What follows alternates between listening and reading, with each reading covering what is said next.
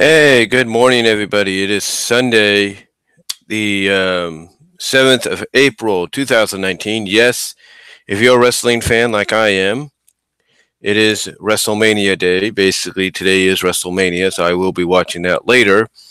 And hopefully, without any interruptions, try to do some reactions live or as they happen, and you'll see them later on. But I'm not here to talk about that. No, I'm not. What I am here to talk about, ladies and gentlemen, is of course the season 9 premiere of My Little Pony Friendship is Magic. Of course, season 9 is indeed the last season of My Little Pony Friendship is Magic. And like I said yesterday, in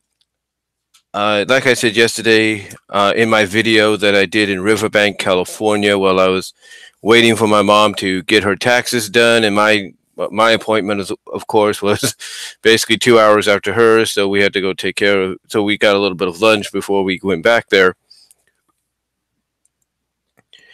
I'm gonna say this. I mean, hold on for a sec.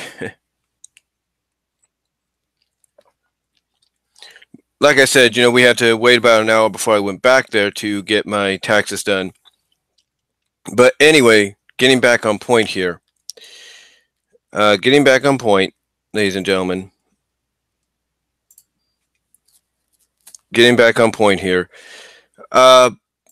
Basically, I looked at the fact that from what I heard at that time, and it still seems that way now, almost 24 hours later. Well, yeah, just about 24 hours later, 6 minutes away from that. But I stick by what I said. And what I said there was the fact that it seems that the overall reaction initially at that time and even now is 70, 20, 10.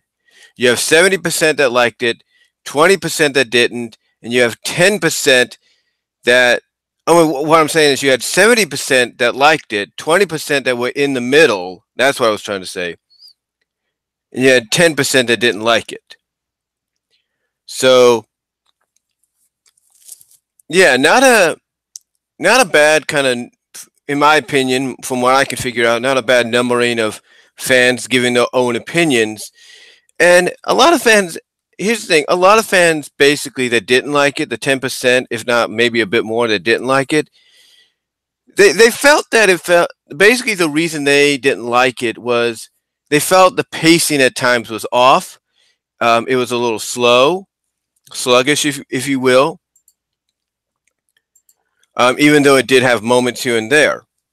So one of the things that some of them do complain about, and this is, I guess you could say, a natural complaint, is the fact that you're building up to this Grogar guy showing up, or you're introducing the G4 equivalent of the G1 Grogar character, and basically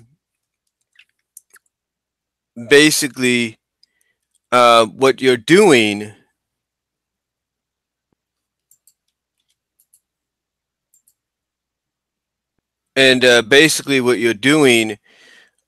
in a sense, in a way, is, like I said, you're introducing this new character, but from what a lot of fans are saying, in a sense, is that well, I guess, and this is live, guys, so excuse me if I mess up a little bit, but basically what you're doing, in a way, according to what a lot of people are pointing out, is you're introducing a character that's this mythical, that in continuity was looked at as this mythical being who, as we should know by now, turns out to be real. And you're introducing him by just showing us who he is, what he can do, giving a demonstration of what his power can do, but yet you're not really doing anything besides that. It's like you're not really treating him.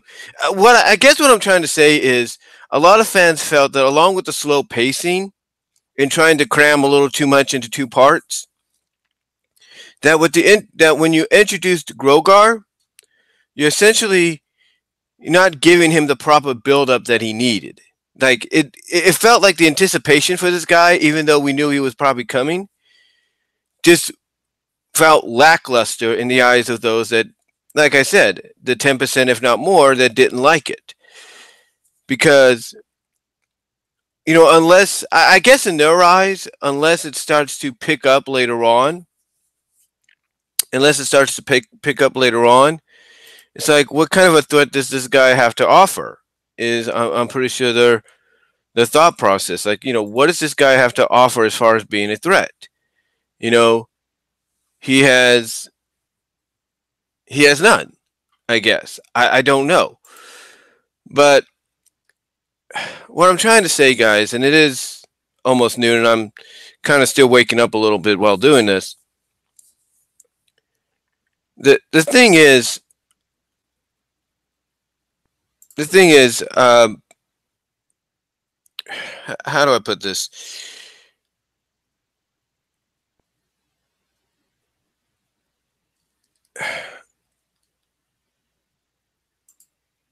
How do I put this again?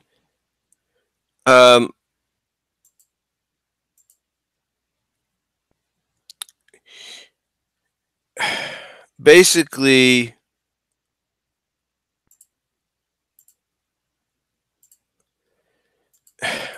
a lot of fans just did not feel like, a lot of the fans, the 10%, if not more, just basically felt like they were let down with this premiere.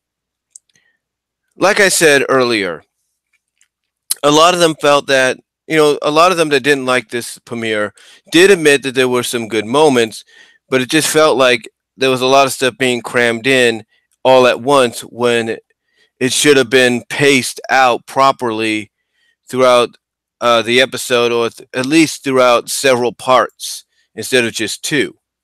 Like maybe I'm guessing they feel that if they would have done a four-parter, it would have made more sense. But in the long run, it's like, what are you going to really do? I mean, here's something that you guys may not know. All right, here's something you guys may not know. All right.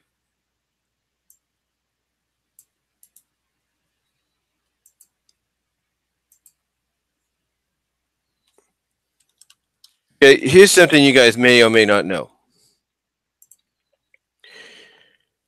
One person commented on. In fact, I'll look it up right now. One person commented on one of my videos where I talked about, AllSpark animation needing to stop with these edits, right?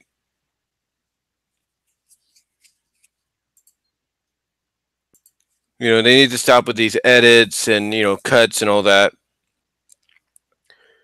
Well, according to Silver Comet, I'm gonna call him that, Silver Comet. It's basically Discovery. It's basically two figureheads or figure places that have the say: Hasbro and Discovery Family.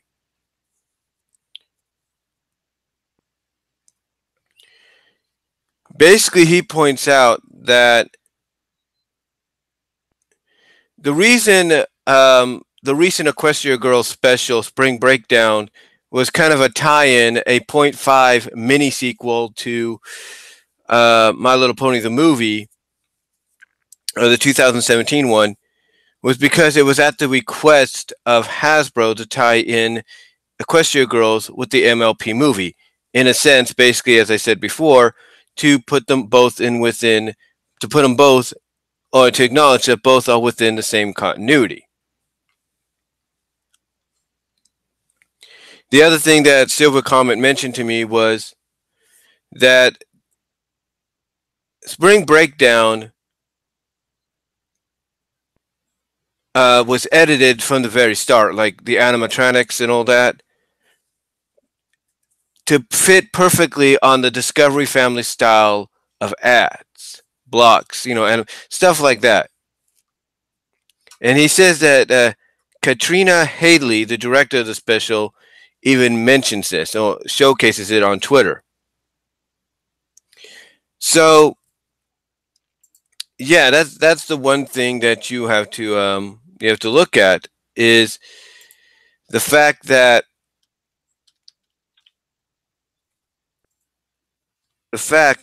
basically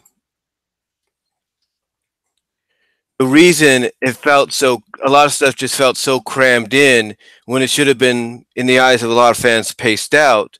Like I said again, the fans that didn't like it but only found a few things likable but didn't like it overall was basically that was one of the main reasons, if not the main reason. Another reason that they point out is as well is the fact that there's some continuity issues. Like back in season one, when Nightmare Moon destroyed the elements, Twilight was like, "Look, we don't need the elements. Me and my new friends are the elements." But yet here they get destroyed along with the Tree of Harmony, and it's a completely different story. And it's like, where's the continuity? Where's the connection? And now some might argue that's due to the fact that Twilight has a lot going on. She just had a bombshell basically dropped on her by Luna and Celestia. So, with that bombshell dropped on her, some will argue that perhaps that's the reason she freaked out the way she did, because she had a bombshell dropped on her out of nowhere by her mentor, by her mentor and her mentor's sister. It's like whoa, where did this suddenly come from, kind of deal. Well, he's like the Twilight's like, when did you decide to make this decision? You know, and again, you can argue and say though there's reasons that it shouldn't have been this way or that way, and that's people have a right to their opinion. People have a right to their opinion, but here's the thing. Here's the thing.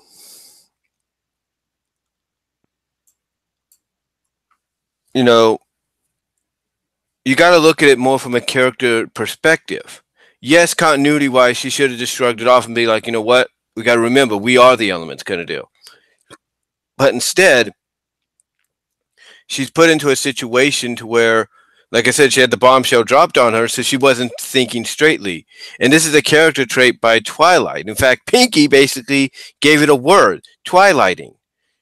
So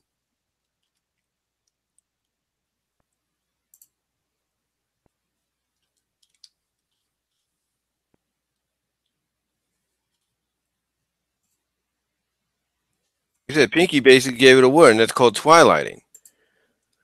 So if you can have Pinky give it a word and say, "Oh, it's this reason," then that then there's a reason for it. There's a reason for her freak out. And like I said, not thinking straightly as to, okay, this is bad, but we can handle this, kind of deal. You know what I'm saying?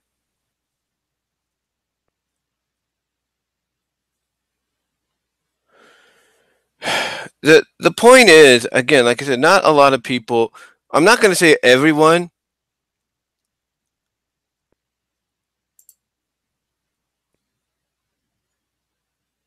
I'm not going to say everyone, but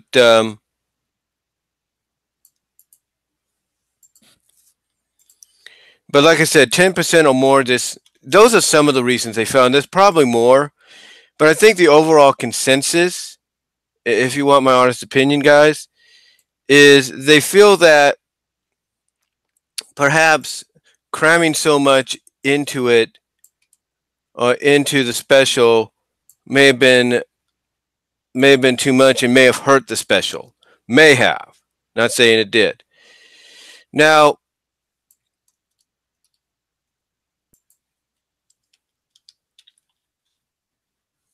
here's the thing. Here's the thing, though. I'm an old school kind of guy when it comes to cartoons, And sometimes 2 to 3 parters may cram in a little too much to fill in a lot of gaps to kind of get you um, accustomed to what's going on. But to me, when I look at a majority of fans, I mean a huge majority of fans, 70% if not more, that say they like this premiere, say it was one of the best premieres they've seen in a while, if not the best premiere, then that's saying something. One fan even said at the MLP forums that it did accomplish the one thing it's supposed to do, especially if you're introducing the baddie of all bads in potentially your last season, and that is establish who the villain's going to be, what his plans are, what his powers are capable of, and if need be, have him assemble and bring together villains of the past.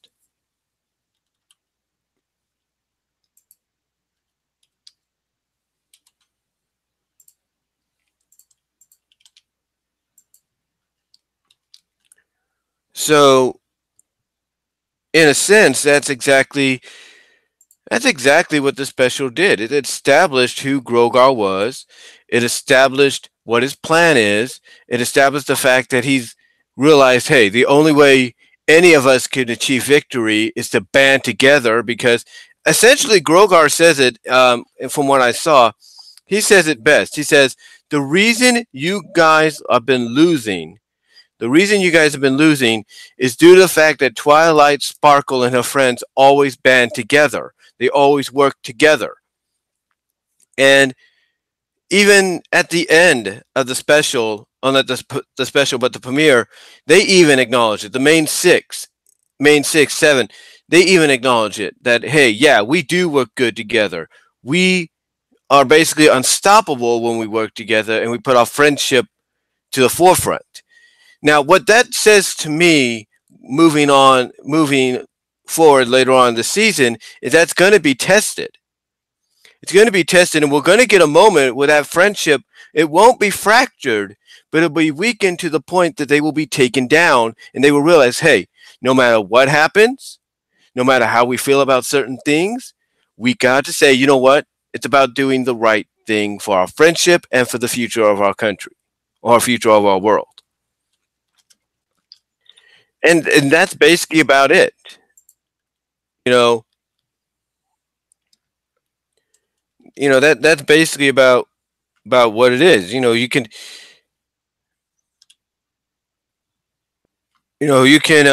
look at it either way.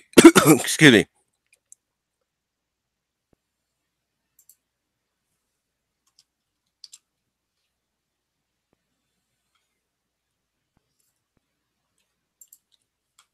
You know, you can look at it either way.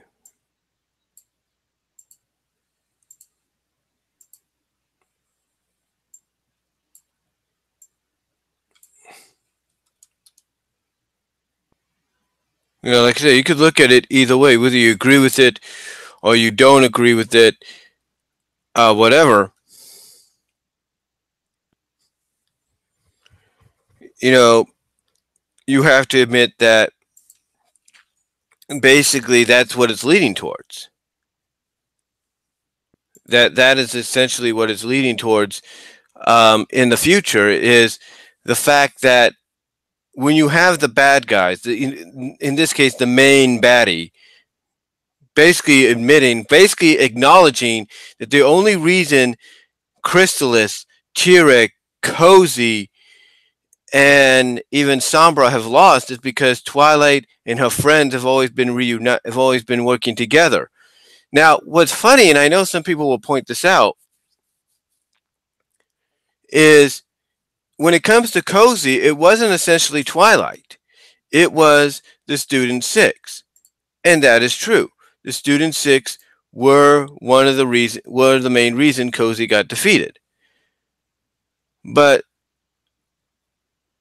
the point is, what Grogar, I guess in a sense, when you look at it, is trying to point out is, look, you guys lost on several occasions because Twilight and her friends, or those associated with Twilight, banded together worked together and were able to defeat you. That's essentially what he's pointing out was, look, you guys lost due to the fact that you could not work together. Heather, like you didn't come together, you did not work together. And that might be true. That essentially might be true. You know, they didn't work together, so basically that's what ruined them.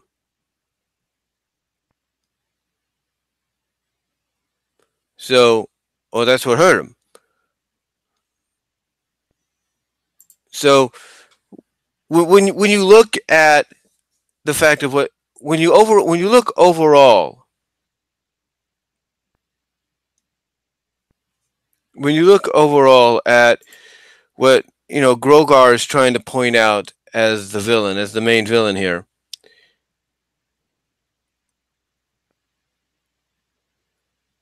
he is basically saying, look, you know, we he's basically what he's trying to say, and I know I sound like I'm rambling a lot, I'm going off topic, going here and there, I do apologize. But essentially what Grogar is trying to point out is, the only reason you guys lost is because you didn't rely on each other. You didn't call upon each other to help you out.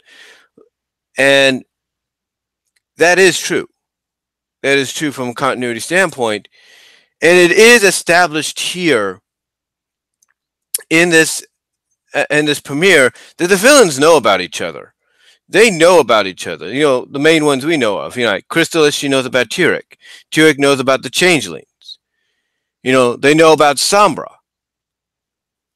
And yes, they even know about Grogar, but just like I'm pretty sure later on, the main six will find out.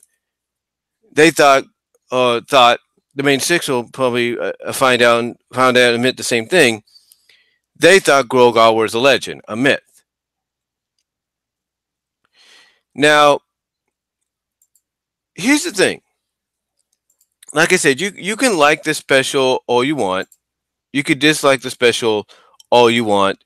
You can be kind of in the middle about it. To me, I don't mind either way. I don't mind either way. What we're given here.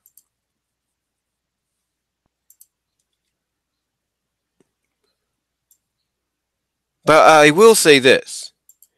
I will say this. Though I will say this, and it says it in the title. I know it took me a bit to get here, but the way they've overall presented Grogar, whether you love this special, or whether you love this two-part premiere, I should say, or you didn't like this two-part premiere, or you're in the middle of it, or you're in the middle about it, I should say, you have to admit that the way they set up Grogar is he's the kind of villain that does not mess around. He's like, basically, his thing is, I'm not screwing around anymore. I'm not going to screw around like you guys do. We're going to get this done, and we're going to get it done one way or another. So, yeah, it's kind of interesting to have. I will admit, and I think Dr. Wolf may have said this. It's interesting to finally have a villain that's not going to screw around. That's not going to be like, yeah, let's just go flittle and do this and do that and do that. It's like, no, we get down to business kind of deal. But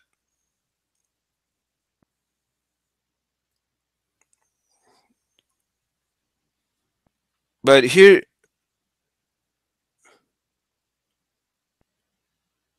but here's the thing. Here's the thing on that. What I've read in the description, well, not in the description, but what I read in places like MLP, at the MLP fandom wikis, if you will.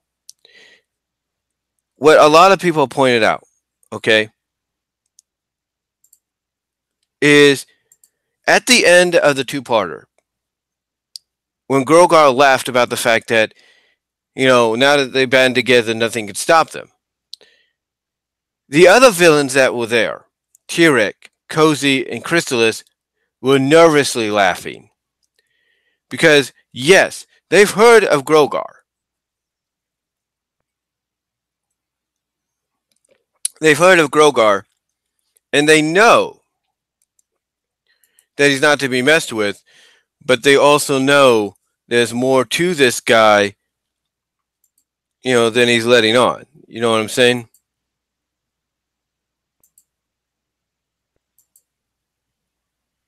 Like, there's more to this guy than, he's letting on. It's like,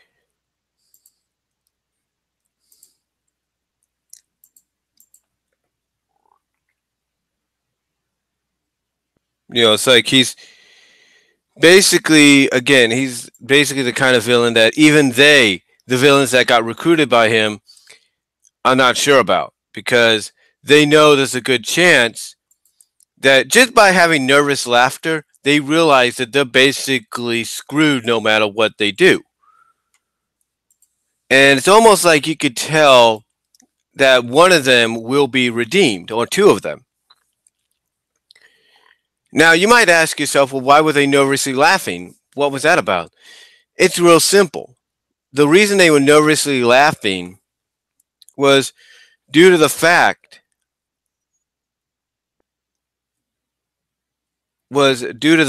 that they know that even if they find a way to incapacitate Twilight and her friends and their allies and all that, as well as take over Equestria, that Grogar is only out for himself. He's not going to share it with them. He's not going to live up to his word. They know that they're just cannon fodder. That's all they are. They're just cannon fodder. And they know it. That's why for the nervous laughter in the end is they know they are nothing more than cannon fodder. That's about it. And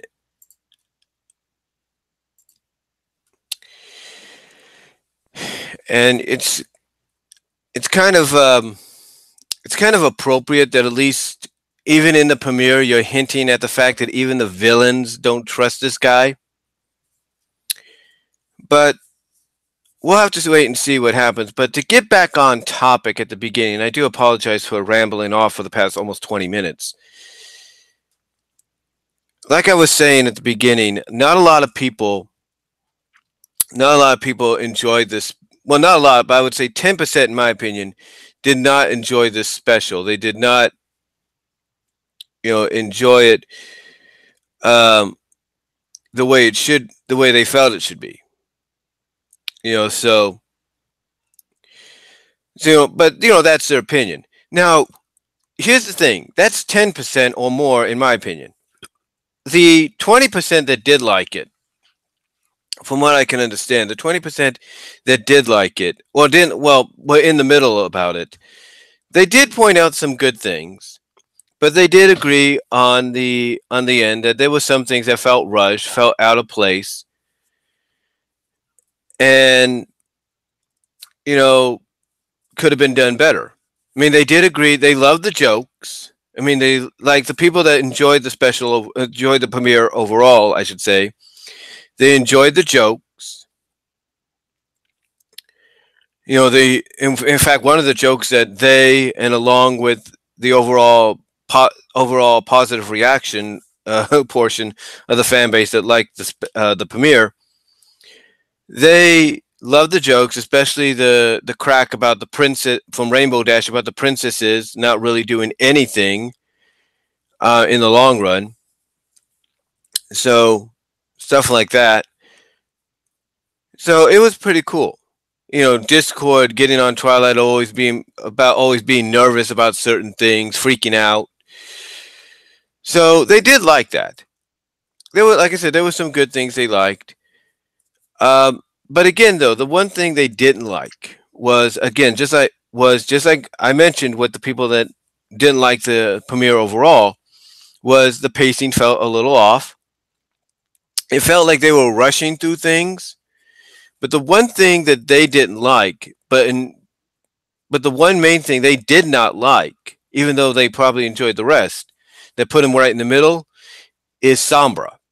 I mean, they enjoyed the fact that he had a voice, but they did not like the fact that he was that cliche villain that was very, very egotistic, like, haha. Basically, his villain was like, haha, I beat you, I've conquered the world. Da, da, da, da, da, da, da. Oops, I got screwed. Get blown, basically lets his cockiness get the best of him. But here was the one thing they do have to agree from what I've read. He was written as an egotistical, um, competent, I should say, an egotistical but competent villain. Basically, he knew that if he was going to get blasted, he would have to use that in his favor, and he did. He got blasted by the elements, used it in his favor to track down the elements and say, hey, that ain't nothing to me now. So overall, that's, like I said, that's the one thing some fans did not like about it, was how how Sombra was treated. I mean, now Sombra, obviously, because if you pay attention to the line, is going to be coming back, but he's got to be now subservient to Grogar. He's basically got to do what Grogar tells him. He's no longer King Sombra. He's just Sombra. That's it. So he's got to do what Grogar tells him. And that's going to be a really interesting dynamic, because you cannot tell me that later on there won't be a power struggle with Sombra, Tyrek, and Grogar. I mean, Grogar will probably wipe the floor with them, but you get the idea. You can't tell me that Tyrek ain't going to be like, look, I can absorb magic. Why should I be following this guy? So it's going to be really interesting how they play that up in the future. I mean, there is a rumor going around that the fate for Cozy and Tyrek is they're going to get crystallized, get turned to stone or something like that. That's going to be the fate. So we'll have to wait and see what happens there. But again, that's one of the overall things fans didn't like about it. So, give it to them like that. So we'll give them that. But and again, there was the pacing issues and all that. So that's the 20%. The 70% of fans, in my opinion, that liked it, overall said it was one of the best, pointed out a lot of reasons. In fact, earlier I mentioned that one fan basically said this premiere special, whatever you want to call it, did what it was supposed to do. It established who the new villain was going to be, what his plans were, and how powerful he was. I mean, the fact that he took just one of those orbs off his bell necklace or whatever, gave it to Tyrek, and just that one little ball, that one little brief portion of magic made Tyrek not half his size, but basically a third of what he was before in the season 4 finale. Kind of tells you that, kind of shows you how powerful the guy is. Now, we don't know basically it did again establish who he was, what his plans are, how powerful he is, as well as it established somewhat of his origins as to why he's around. And that, to me, and I think anybody that enjoyed this premiere overall will agree, that to me is essential for the plot point later on, because we're going to probably find out whether or not I guess what I'm trying to say is we'll find out basically later on, along with the main cast, along with the Twilight and her friends, more about Grogar's history. We'll find out that, yes, he was indeed the first emperor, which basically in a sense would say what he's doing. And I can only imagine one of the characters saying this. I don't know who it would be, but one of the characters come out and saying that what Grogar's doing is trying to reclaim what he lost. So basically, reclaim his land. But we'll have to wait and see how they work that out. Like I said, we'll just have to wait and see how they work that out and how they play that into the situation. You know, how they play that in to the situation, um, come the rest of the season. Now,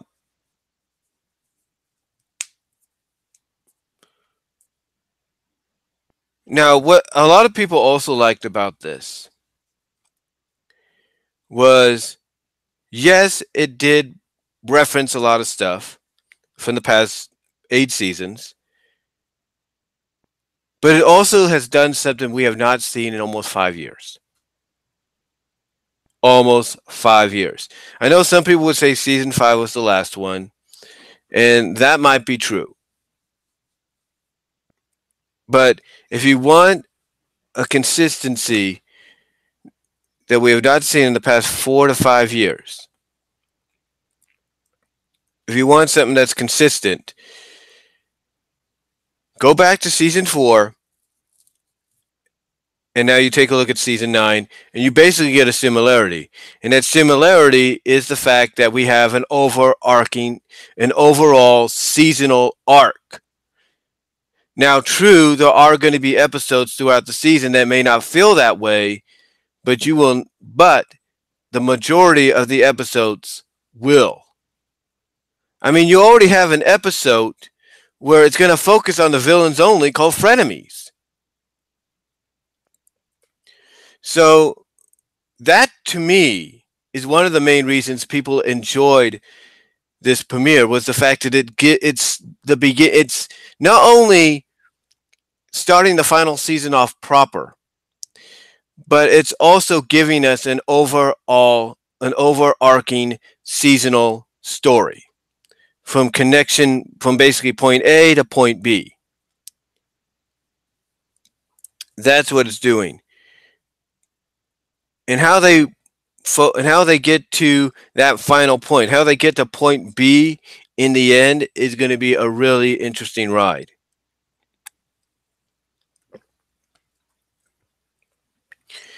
Now, as I mentioned earlier, I may have sounded like I rambled, and I do apologize. But the overall consensus about this is the overall consensus, from what I understand, is this was overall one of the better, if not the best, seasonal premieres they have ever seen.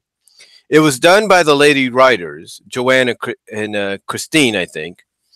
So, and everybody was happy to see them back.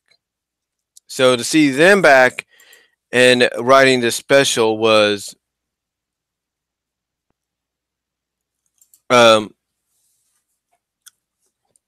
it's everybody that,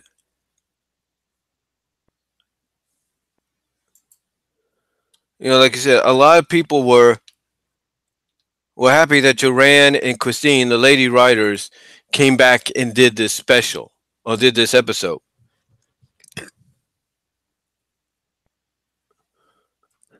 So they were happy about that because they know they can do good work. They also know that if any that for this season you're going to need the right amount of writers to really emphasize how important this is. Now, as far as the rest of the season goes, one thing I've heard some people talk about at several message boards, one person even did a topic on this. In fact, I'll bring it up here. Hold on. Let me bring it up for a second.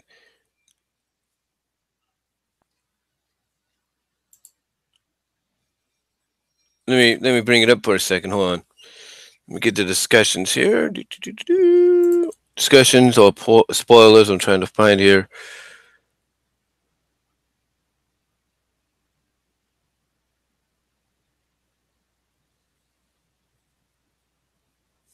Let's see here. I know they said something.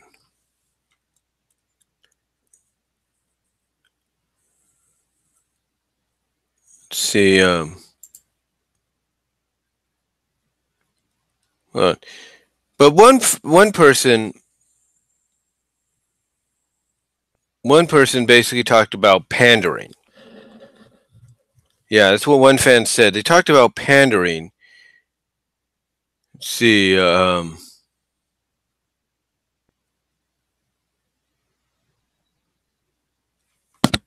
sorry, my finger at the mic there.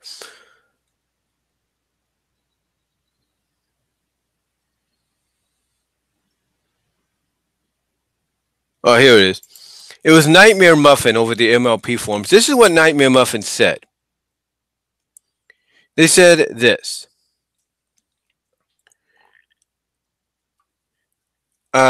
They said they spotted a tweet by Rouge the Great over on Twitter. And this is what Rouge the Great said. This is what they posted. And then here's a response. Rouge the Great at Twitter said, I hope MLP... Okay, this is what Rouge the Great said on Twitter. I hope MLP doesn't just fill Season 9 with pandering and Brony references, like some sort of, quote-unquote, we owe this to the fans kind of sense. And it'll be the last season. You don't owe us anything, guys. Just focus on your thing and just be subtle. So what Rouge the Great is saying is that they're hoping that what the writers do is focus on what they need to do to make the season good, make this final season memorable, and if they're going to pander, be very subtle about it. Now, here's what Nightmare Muffins said about that in response. They said that they spotted this tweet in their feed, and they couldn't agree more. They know how many of the Brony community might disagree with this, but should the pandering be toned way down for season 9 or continue as it has been? So basically what he's saying is that he agrees with what Rouge the Great said about it, but he's asking people out there, should the pandering be toned down? Like Rouge the Great said on Twitter, should it be subtle? Should the writing staff be subtle about it? Or should they continue it as it's been? Like, here you go, here's this, here's that. And, a lot of people did respond. One, as a matter of fact, said, it's the last season of the show. They should be that they believe that it's the last. One person's response to what Nightmare Muffin had to say was, it's the last season of the show. They believe they should be pandering as much as they want to. And they also point out that the writers like Jim Miller and all of them said that they want to make it special and that they should basically keep it that way. Basically pander as much as you want. So, yeah, a lot of people are like back and forth. Some agree with it, like it should be subtle. Some are like, look, it's the last season. Let them go all out if they want to. I look at it this way. I'm probably in the majority of those that agree that they should pander, because it's like with the last issue of a comic or the only story for a comic book idea you're going to write. I mean, the late, great Stan Lee said it best when he wrote the first story for Spider-Man in Amazing Fantasy. It's the last issue. Write whatever you want. Put in whatever you want. It's going to sell, but we're not going to do anymore. So that's what he did. He wrote that, and guess what? Yes, it turned out to be a success, and it gave birth to Spider-Man as we know it today. But the point is, it was the last issue of an anthology magazine that they would do, an anthology comic magazine they were doing, and pretty much figured, well, no one's going to read it anyway, I'll just put it in there. But they did read it because it was the last issue. and the writers got to put in whatever they wanted, knowing people would probably read it, and there you go. And that's how a lot of people are looking at the writing staff here. That the writing staff is probably going to do something similar. Like, it's the last season, they're going to basically answer a lot of questions that fans want answered. They're going to fill in a lot of plot holes, subtle plot holes, major plot holes, whatever. Get those filled along. Along the way, give us this overarching story that's going to that's spanning the entire season.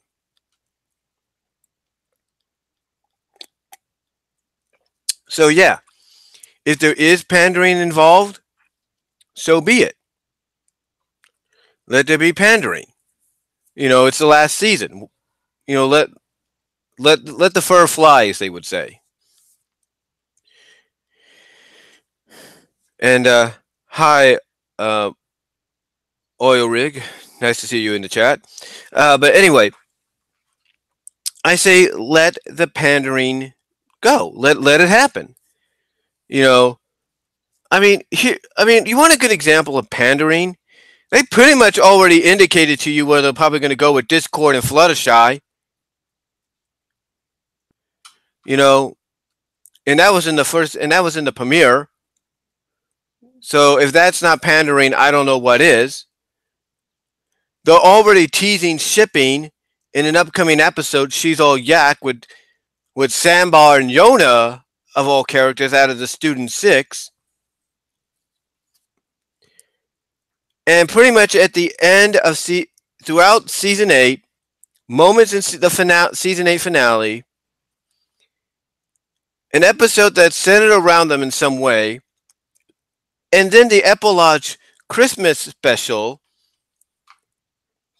basically teasing, if not semi-officially, saying, yeah, there's going to be something there between these two. Don't be surprised if down the line, and even with She's All Yak, don't be surprised if Spike and Rarity may be made official in some shape, form, or fashion. Don't be surprised. It's bound to happen. And if that's pandering to a lot of fans, then so be it. If that's pandering to the fans that want to see that happen, so be it. It's the last season. Let it happen. Now, the one other thing that some fans looked at and pointed out about this premiere was the fact that, like I mentioned earlier, Grogar doesn't mess around. We essentially saw for the second time Sombra killed off, or vaporized, or sent back to the ether, or whatever. So we know he's going to come back, though. But it shows you basically that Grogar is not screwing around with these characters, and that's what a lot of fans like. They like the fact that we have a competent villain that's like, enough's enough. We're going to do it my way and be done with it. Now, here's one thing that I said at one of the message boards that I still agree with. This premiere gave me that old school Saturday morning vibe. And I think a lot of people would agree with that. It gave me that old school Saturday morning vibe. Why? Because you essentially are establishing a group of villains coming together because they have a common enemy. And that the head person in charge is like, look, you guys may have come close to victory, but in the end, because of your ego and stupidities, you've lost. So it's going to be really interesting what they do here with the scenario. And it does remind me a little bit of Justice League and Justice League Unlimited. You see, in Justice League, you had Gorilla Grodd bring all the villains together because of the fact that individually they failed, but together they could actually pose a real threat. So that's basically why some people are saying they get that familiar vibe. I mean, Dr. Wolf basically parodied did a parody of it a little bit in his review when he paraphrased that old saying in the old cartoons. Meanwhile at the Legion of Doom, because that's essentially what we're getting here. So overall, a lot of so overall when they did this in the way that, as Wolf put it, they've raised the stakes for the rest of the season. Um, it definitely gave me, even though I haven't seen the episodes yet, it's giving me that old school Saturday morning vibe. Like, this is what Saturday morning cartoons were about. This is why we loved getting up early in the morning in the 70s, 80s, and 90s, in my case, 80s and 90s, and watching Saturday morning cartoons. And even early 2000s, early to mid 2000s, because of Saturday morning cartoons. But the way this is being structured, in my opinion, is I'm getting that old school 80s vibe. And I love that. I really love that. So, can't wait to see what they do further along the lines with it. But I'm really enjoying that. I'm really liking that vibe, having that vibe. Now, of course, getting back to the premiere, getting back to this premiere, I should say. One of the things I did predict was going to happen, because when you read the synopsis and all that for upcoming episodes, you knew something was up. And a lot of people were predicting, okay, well, this might be the reason. This might be the reason. No. What it was Celestia and Luna have decided that, yes, Twilight's going to take our place, but we're not going to rush her into it. They basically admitted, look, we kind of rushed her into it. We shouldn't have done that. We should just help. What we need to do is ease her into it. We need to basically say, look, she's running the school. We need to give her time to get a lot of this stuff organized, so that when the time is ready, which will be at the end of the season and the end of the series, she'll be ready to take over. She'll have everything in place. Like, we pretty much know that Starlight is going to be her successor as being headmistress, head mayor of the school. We know that. We know pretty much that's what's leading. So a lot of things are going to happen. We just don't know exactly where it's going to lead towards in the as far as the rest of the season go. How they're going to get to it, basically. One thing that Dr. Wolf did mention, and I'm hoping Voice of Reason brings this up and many others, is even though we've changed, even though Lauren Faust has been gone for quite some time now and is now working on DC Superhero Girls, that at least the creators, the staff, are finally honoring her one last goal. Because you see, Lauren Faust said she had several goals she wanted to accomplish. Rainbow Dash and the Wonderbolts. Check that off the list. Done. Rarity having boutiques in Candelot and all over. Done. Twilight being a princess. Done. And now Twilight becoming the successor and being the next ruler of Equestria. Done. Or going to be done, I should say. So that's pretty cool. It's pretty cool that they're doing that, and I agree with Dr. Wolf that they're at least fulfilling her final wishes. But are they? Because you see, even though it looks like they're fulfilling her wishes to make that happen, I'm not going to put it past the writing staff to say, yeah, we're going to do that, but we're going to add a twist. And that twist, in my opinion, could be Twilight's first rule is, I'm not going to rule. I'm giving Equestria back to the ponies, to the creatures to live in harmony now with each other. And that's it. Let them rule. Let them live without having a ruler. Let them live without having to bow down to somebody. Let them have the freedom to do their own things and not have to worry about this or that. I wouldn't be surprised if that's the direction they go with. I would not be. But then again, as I've mentioned before, the way they've already positioned Grogar, like a lot of us predicted they probably would, don't be surprised if they try to pull somewhat of a Thanos Infinity Gauntlet kind of scenario, and that's what gives us G5. I wouldn't put it past them either to do something like that, but we'll have to wait and see. I don't think they would, but we'll just have to wait and see what they have planned. So overall, though, the premiere, from what I've heard so far, has gotten a positive reaction. Overall consensus is it's a great premiere. It's probably one of the better, if not the best premiere they've seen in a while. Because of a lot of things, it establishes who the new main villain is. It establishes that we're getting an overall seasonal story arc, and that basically it has a begin. And that yes, it has a beginning, but we also know it's going to have an end as well. So really interesting to see how we get from point A to point B. Seeing as though we still have some episodes to go that may not feel like they connect with the story, but I think later on, as we get further on in the season, we'll have more episodes that will connect. And sorry, my thumb hit the mic there. But this is going to be quite the. I'll say this in closing, guys. This is going to be quite the journey. It's going to be quite the. Like I said, it's going to be quite the journey for a lot of us. It's going to be quite. It's going to be a fun run. It's going to be a fun experience. I will say that, and it's going to make waking up on Saturday mornings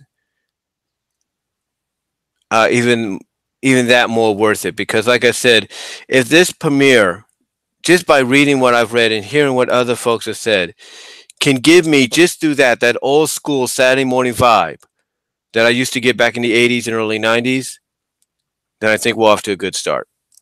But let me know what you guys think, though, down below. Comment if you like. I would love to hear what your thoughts are on the premiere, how you feel, what kind of vibe you got from it, and how do you think we'll get from point A to point B and in between. So, this is a paraphrase keyframe. But let me know what you guys think down below. Comment if you like. Love to hear from you. And I'll talk to you later. I am out.